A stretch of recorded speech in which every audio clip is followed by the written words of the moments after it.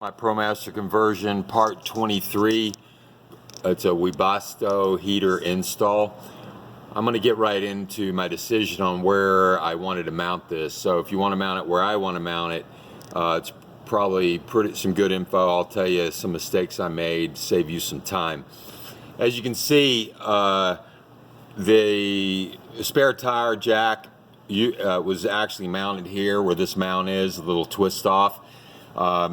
You got to remove that obviously, and that just slides right out. And surprisingly, it goes under the driver's seat. Now originally I was going to put the Webasto under the driver's seat.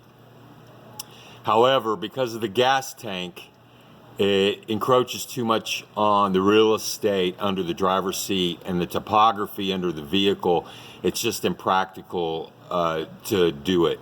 And you might be able to do it, but I would highly suggest if you really are dead set on it, get under there, look, and try to figure out some way to do it. But it's way too many things under the driver's seat in order to mount it under there. So my second option was under the passenger seat, just to get it out of the way. Now you could obviously do it other places in the van. But that's up to you, and maybe this video will help you a little bit. The Webasto, I'm kind of surprised, even though it's a German made, unlike a lot of the Chinese made products, they don't send you very good directions. The Webasto sends a manual on a PDF file. However, it's a manual basically for the specs of the unit and operation, troubleshooting. It's not a installation manual. So they send you a box of stuff and you kind of got to figure it out on your own. The manual helps you a little bit with some exploded views, but very, very little. So maybe you can learn from some of my mistakes here. And as you can see how it's positioned, you got to be really careful if you're going to put it under the passenger seat. The reason being is because if you look back here, here's the seat, and there's only a couple of inches, not even that, probably an inch between the outlet of the heat and this bar. Unless you were to cut this bar, you're not going to have enough room, and I wouldn't suggest that because of the integrity of the seat. So if you do it like this, just be aware of this bar, dry fit it, put your seat back, and make sure you got some clearance for this. I don't really care about having a diverter up here, so it's no big deal for me not to have one. So just to show you some mistakes I made, save you a little bit of time. First of all, it comes, and I already install it, but it's actually comes with a plate, and I did a cardboard cutout like this of the plate. This is like facing oriented like this, like your heat's going out this way toward the back of the vehicle. So you've got an inlet hole, and you've got an exhaust hole, and you have a fuel inlet valve for the unit, and then you have these 4 holes on the side. It's a black plate, and this black plate fits over on the bottom of the unit before you install it.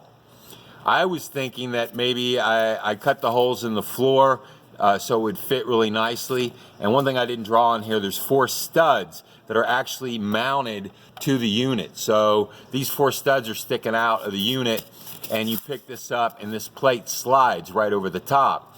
I was thinking I could just drill these holes, set it in there, but that's not going to work, because your exhaust pipe, your fuel pipe, and your exhaust, your inlet pipe, you have these clamps. So the hole would have to actually be almost half times bigger than this in order to do that. And then these other 4 studs that I don't have drawn on here that are mounted to the unit, it's not going to work because the studs aren't long enough, and you can't be you wouldn't have enough meat. And you'll know what I'm talking about if you pull up a manual on the Webasto when you set it down. So what you have to do is you take this plate and you have to mount it to the unit before you set it down. And these 4 holes on the edge of this plate are what you would mount it to your floor, through your floor and to the bottom of the vehicle. So once again, don't try to be precise to cut these holes. It's just a waste of time. You're gonna have to cut a big hole in your floor, and I'm gonna go underneath and show you what I did and then set it on. So this has to be mounted. Now, maybe some of you have figured out, well, or you might not be able to, but here's the problem. When you put this and you mount this and they give you the bolts to mount this plate to the bottom of your Webasto, well, there's no clearance for your 4 mounting holes. There's no clearance, because once it's setting on top, unless you went up from the bottom and put a bolt, and your whole bolts would have to be exact size, because they would bottom out on the bottom. On the bottom of this. There's no room, because this plate is exactly the width of this unit. You follow me? It's like the exact width. So there's no way you can get your bolts. This would have to be these bolts would have to sit out here another inch in order to clear. So what I did is, as I'm mounting this to the bottom of the Webasto, I went ahead and put, they give you bolts for this. Of course, they don't describe which bolts it are, but I'm assuming the bolts that they gave, I think 8mm. However, they're too short. So I went and got 1/4-inch bolts, lock washers and washer, and put them in, and they're just hanging in the holes here. You just drop them in, then take this up, go through the studs on the Webasto, and you turn it up, and then you bolt this plate to the bottom, and these bolts are just kind of like hanging there. Now, obviously, before you do that, you have to set your plate down, cut your mat out here, so the Webasto will sit on the sheet metal, and you definitely want it sitting on the sheet metal, or you'd have to have about 4-inch long bolts. So you got to be careful when you're cutting this mat out, because there's these cables like this underneath that, and these cables won't allow it to sit flush. So what you have to do is you have to come in here, and on this rail here, you have to, there's a little channel, and I have 2 cables coming here that run parallel, and there's 2 little channels. So what you have to do is you have to cut a new channel and pull the slack from here. After you take off this panel, you've got to pull this slack down to move these cables, and there's a ridge that runs all along here, and move these cables back so the Webasto will sit flat. So definitely you're going to have to cut a new channel. Be careful, obviously you're not cutting the wires. You'd hate to cut into this bundle. Pull these back, pull this whole bundle back so they'll rest. So you're going to have to cut a new channel here and abandon the other channel that encroaches too far, where the Webasto, the nose of the intake is gonna sit. So little tip there.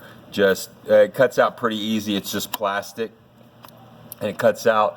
Pull the slack and try to pull them up as best as you can against. There's a little ridge right here where you can kind of see the wires running, and if I can lift that up and show you, and you can see where the wires are running, and I moved them about 2 inches back this way, so they're kind of running flush against this ridge right there. I don't know if you can see that or not. So that's a tip that you need to do with that. Definitely dry fit it, so like I say, so the bar won't hit the back of your unit. Now, when you're wiring this, as far as the wiring goes, and then I'll go underneath, I'll show you how it mounted to the bottom.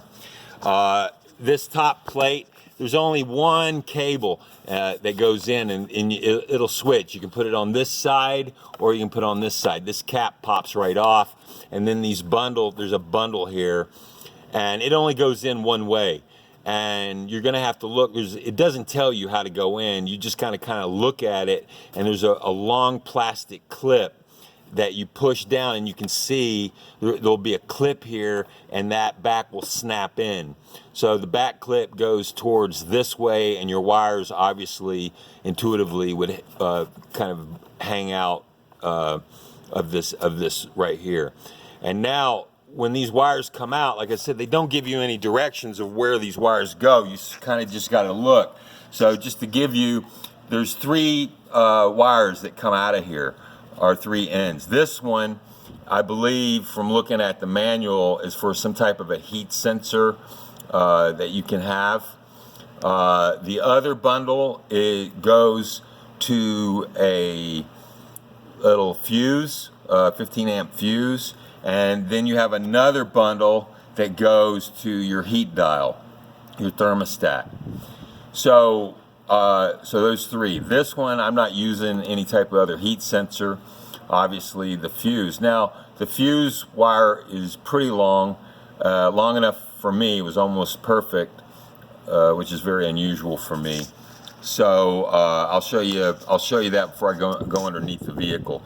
So I ran these up here, kind of just tucked them in, popped this off, and I'll show you. First, I'll show you the thermostat, and the thermostat's right there.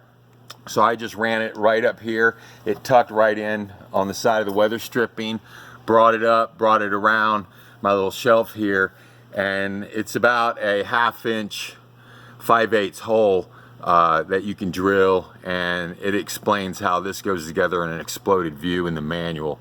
Turn on the lights here for the rig. So that's fairly self-explanatory. The other bundle for your fuse, pretty long. It ran all the way from where I put it underneath the mat there, ran all the way up into this side, and I ran it up, and then it comes up into a fuse that you can see right there, and it comes with a little fuse mount. So, and then you can ground it. So that's how that ran as far as the electrical goes. Now I'll go under the vehicle and I'll show you how I mounted it, and maybe give you a tip or